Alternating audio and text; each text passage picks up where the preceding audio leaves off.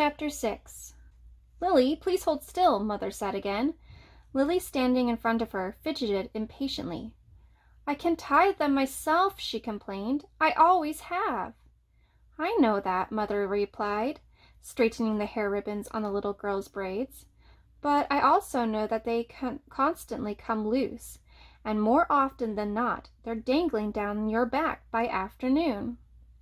Today, at least, we want them to be neatly tied and to stay neatly tied." "I don't like hair ribbons. I'm glad I only have to wear them one more year," Lily said irritably.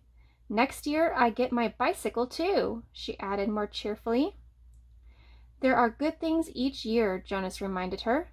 "This year you get to start your volunteer hours.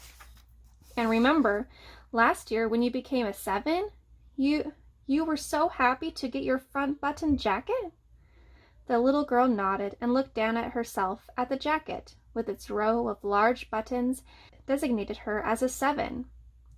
4s, 5s, and 6s all wore jackets that fastened down to the back, so that they would have to help each other dress and will learn interdependence. The front button jacket was the first sign of independence, the first very visible symbol of growing up. The bicycle at 9 would be the powerful emblem of moving gradually out into the community, away from the protective family unit. Lily grinned and wriggled away from her mother. "And this year you get your assignment," she said to Jonas in an excited voice. "I hope you get pilot and that you take me flying." "Sure I will," said Jonas, "and I'll get a special little parachute that just fits you. And I'll take you up to, maybe 20,000 feet and open the door and—" "Jonas," Mother warned. "I was only joking," Jonas groaned. "I don't want pilot anyway. If I get pilot, I'll put in an appeal." "Come on," Mother said. She gave Lily's ribbons a final tug. "Jonas, are you ready? Did you take your pill? I want to get a good seat in the auditorium." She prodded Lily to the front door, and Jonas followed. It was a short ride to the auditorium. Lily waved to her friends from her seat on the back of her mother's bicycle. Jonas stowed his bicycle beside Mother's and made his way through the throng to find his group. The entire community attended the ceremony each year. For the parents, it meant 2 days holiday from work. They sat together in the huge hall. Children sat with their groups until they went, one by one, to the stage. Father, though, would not join Mother in the audience right away. For the earliest ceremony, the naming, the nurturers brought the new children to the stage. Jonas, from his place in the balcony with the 11s, searched the auditorium for a glimpse of Father. It wasn't at all hard to spot the nurturers section at the front. Coming from it were the wails and howls of the new children, who sat squirming on the nurturers' laps. At every other public ceremony, the audience was silent and attentive, but once a year they all smiled indulgently at the commotion from the little ones, waiting to receive their names and families. Jonas finally caught his father's eye and waved. Father grinned and waved back, then held up a hand of the new child on his lap, making it wave too. It wasn't Gabriel. Gabe was back at the nurturing center today, being cared for by the night crew. He had been given an unusual and special reprieve from the committee, and granted an additional year of nurturing before his naming and placement. Father had gone before the committee with a plea on behalf of Gabriel, who had not yet gained the weight appropriate to his days of life, nor begun to sleep soundly enough at night to be placed with his family unit. Normally, such a new child would be labeled inadequate and released from the community. Instead, as a result of Father's plea, Gabriel had been labeled uncertain and given the additional year. He would continue to be nurtured at the center and would spend his nights with Jonas's family unit.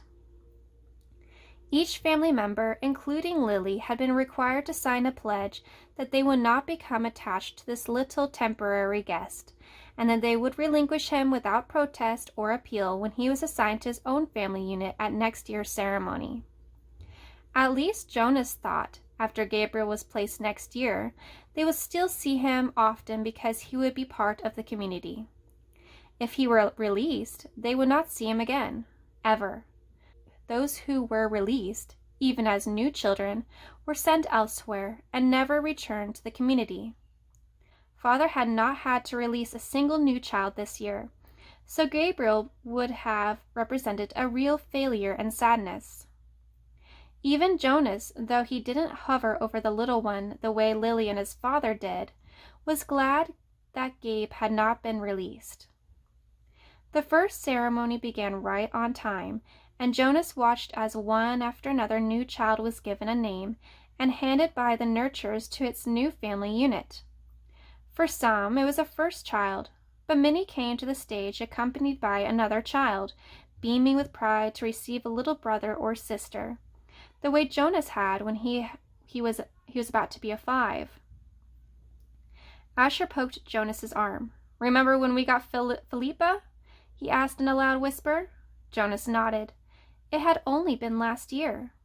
Asher's parents had waited quite a long time before applying for a second child. Maybe, Jonas suspected, they had been so exhausted by Asher's lively foolishness that they had needed a little time.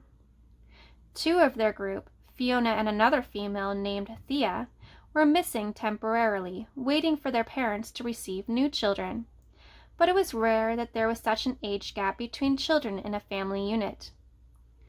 When her family ceremony was completed, Fiona took the seat that had been saved for her in the row ahead of Asher and Jonas. She turned and whispered to them. "He's cute, but I don't like his name very much." She made a face and giggled. Fiona's new brother had been named Bruno. It wasn't a great name, Jonas thought. Like Gabriel, for example. But it was okay.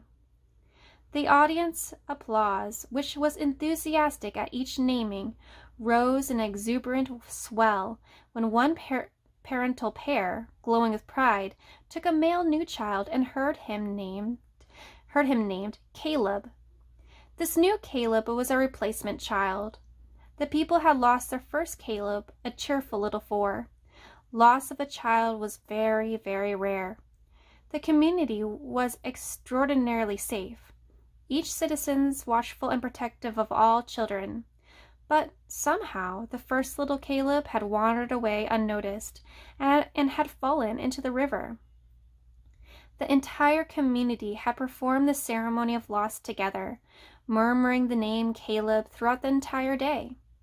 Less and less frequently, softer in volume, as the long and somber day went on, so that the little 4 seemed to fade away gradually from everyone's consciousness. Now, at the special naming, the community performed the brief murmur of replacement ceremony, repeating the name for the first time since the loss, softly and slowly at first, then faster and with greater volume, as the couple stood on the stage with the new child sleeping in its mother's arms. It was as if the first Caleb was returning. Another new child was given the name Roberto. Jonas remembered that Roberto, the old, had been released only last week, but there was no murmur of replacement ceremony for the new little Roberto. Release was not the same as loss. He sat politely through the ceremonies of the 2 and 3 and 4, increasingly bored as he was each year. Then a break for midday meal, served outdoors, and back again to the seats for the 5s, 6s, 7s, and finally last of the first day's ceremonies, the 8s. Jonas watched and cheered as Lily marched proudly to the stage, became an 8, and received the identifying jacket that she would wear this year, this one with smaller buttons, and, for the first time, pockets, indicating that she was mature enough now to keep track of her own small belongings. She stood solemnly listening to the speech of firm instruction on the responsibilities of 8, and doing volunteer hours for the first time. But Jonas could see that Lily, though she seemed attentive, was looking longingly at the row of gleaming bicycles, which would be presented tomorrow morning to the 9s. Next year, Lily-Billy, Jonas thought. It was an exhausting day, and even Gabriel, retrieved in his basket for the nurturing center, slept soundly that night. Finally, it was the morning of the ceremony of 12. Now Father sat beside Mother in the audience. Jonas could see them applauding dutifully as the nines, one by one, wheeled their new bicycles, each with its gleaming name tag attached to the back, from the stage. He knew that his parents cringed a little as he did when Fritz, who lived in the dwelling next door to theirs, received his bike and almost immediately bumped into the podium with it. Fritz was a very awkward child who had been summoned for chastisement again and again. His transgressions were small ones, always. Shoes on the wrong feet, schoolwork misplaced, failure to study adequately for a quiz. But each such error was reflected negatively on his parents' guidance and infringed on the community's sense of order and success. Jonas and his family had not been looking forward to Fritz's bicycle, which they realized would probably too often be dropped off on the front walk instead of wheeled neatly into its port. Finally, the nines were all resettled into their seats, each having wheeled a bicycle outside where it would be waiting for its owner at the end of the day. Everyone always chuckled and made small jokes when the nines rode home for the first time. "Want me to show you how to ride?" older friends would call. "I know you've never been on a bike before." But inadvertently, the grinning nines, who, in technical violation of the rule, had been practicing secretly for weeks, would mount and ride off in perfect balance, training wheels never touching the ground. Then the 10s. Jonas never found the ceremony of 10 particularly interesting, only time-consuming, as each child's hair was snipped neatly into its distinguished cut. Females lost their braids at 10, and males too, relinquishing their long childish hair, and took on the more manly short style, which exposed their ears. Laborers moved quickly to the stage with brooms and sweeps away the mounds of discarded hair. Jonas could see the parents of the new 10s stir and murmur, and he knew that this evening, in many dwellings, they would be snipping and straightening the hastily done haircuts, trimming them into a neater line. 11s. It seemed a short time ago that Jonas had undergone the ceremony of 11, but he remembered that it was not one of the more interesting ones. By 11, one was only waiting to be 12. It was simply a marking of time with no meaningful changes. There was new clothes, different undergarments for the females, whose bodies were beginning to change, and longer trousers for the males, with a specially shaped pocket for the small calculator that they will use in this year in school. But those were simply presented in wrapped packages without an accompanying speech. Break for midday meal. Jonas realized he was hungry. He and his group mates congregated by the tables in front of the auditorium and took their packaged food.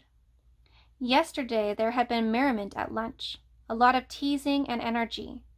But today the group stood anxious, separate from the other children. Jonas watched the new nines gravitate toward their waiting bicycles, each one admiring his or her name tag. He saw the 10s stroking their new shortened hair, the females shaking their heads to feel the unaccustomed lightness without the heavy braids that they worn so long. "I heard about a guy who was absolutely certain he was going to be assigned engineer," Asher muttered as they ate, "and instead they gave him sanitation laborer. He went out the next day, jumped into the river, swam across, and joined the next community he came to. Nobody ever saw him again." "Somebody made that story up, Ash," he said. "My father said he heard the story when he was a 12. But Asher wasn't reassured. He was eyeing the river where it was visible behind the auditorium. "I can't even swim very well," he said. "My swimming instructor said that I don't have the right boyishness or something." "Buoyancy," Jonas corrected him. "Whatever, I don't have it. I sink."